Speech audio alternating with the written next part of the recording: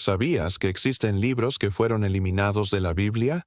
Textos que hablaban de ángeles caídos, gigantes, sabiduría prohibida y misterios divinos. Pero un día, desaparecieron. ¿Por qué fueron borrados? ¿Y quién decidió qué textos eran la palabra de Dios y cuáles no? Hoy nos adentraremos en el misterio de los libros olvidados de la Biblia, un viaje a un pasado que casi fue borrado por completo. Antes de que existiera una sola Biblia, como la conocemos, hubo cientos de textos sagrados.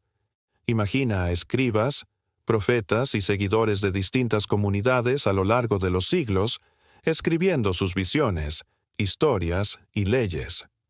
Estos manuscritos se copiaban a mano, uno por uno, en un proceso largo y delicado. Con el paso del tiempo y las turbulencias de la historia, muchos se perdieron, se deterioraron o, como veremos, fueron suprimidos deliberadamente. No hubo una sola Biblia desde el principio, sino muchas versiones en disputa, cada una con su propia visión del mundo y de lo divino. Durante los primeros siglos del cristianismo, a medida que la fe se expandía por el Imperio Romano y más allá, los líderes religiosos se enfrentaron a un desafío monumental: unificar las creencias y establecer una sola doctrina. Para ello, comenzaron a decidir qué textos serían parte del canon oficial de la Biblia. Algunos quedaron dentro, y otros, muchos otros, fueron rechazados y etiquetados como apócrifos o no inspirados. Entre ellos estaban textos fascinantes, por ejemplo, el libro de Enoc, que describe con asombroso detalle la caída de los ángeles rebeldes y su descendencia en la tierra.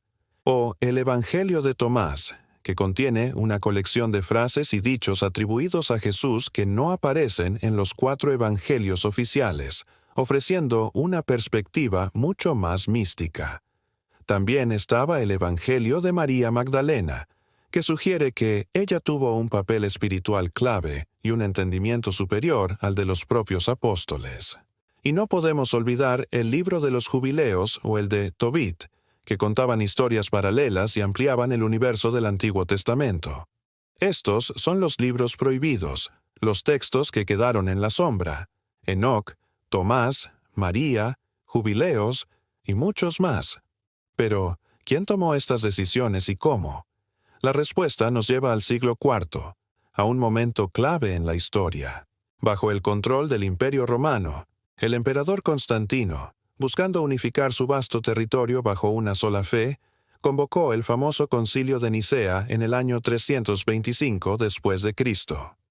Allí, cientos de obispos y líderes religiosos de todo el mundo cristiano se reunieron para debatir y votar sobre las bases de su fe. No solo discutieron la naturaleza de Cristo, sino que también sentaron las bases para decidir qué textos serían considerados canónicos, es decir, divinamente inspirados.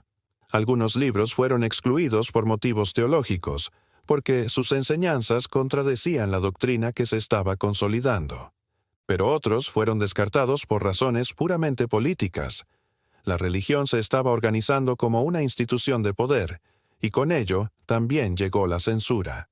El resultado fue una selección controlada y cuidadosamente filtrada de escritos, que formó la base de la Biblia que la mayoría de nosotros conocemos hoy. Todo lo demás quedó en la sombra, catalogado como herejía o simplemente olvidado.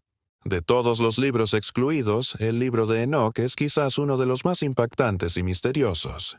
Este texto antiguo, atribuido al bisabuelo de Noé, no solo habla del cielo y de Dios, sino que describe cómo un grupo de ángeles, llamados los vigilantes, descendieron a la tierra. Desobedeciendo un mandato divino, enseñaron a los seres humanos conocimientos prohibidos: la metalurgia para crear armas, la astrología para leer el futuro, el uso de cosméticos y hasta rituales de magia. Pero su transgresión más grave fue unirse con mujeres humanas.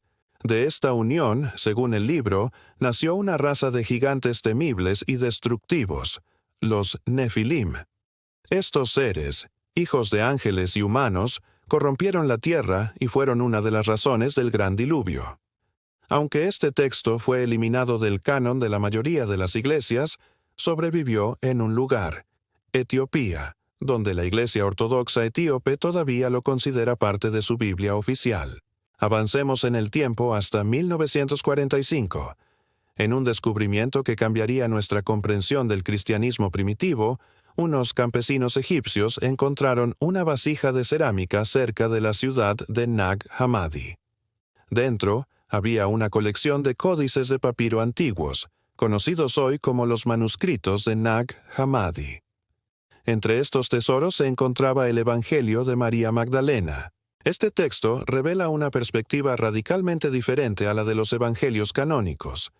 En él, María no es solo una seguidora, sino una discípula principal que recibió enseñanzas secretas de Jesús, las cuales los otros apóstoles, como Pedro, no lograban comprender.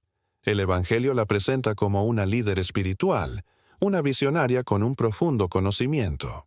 Un texto que desafiaba la estructura patriarcal de la Iglesia primitiva y que, muy probablemente por eso, fue suprimido y silenciado durante siglos.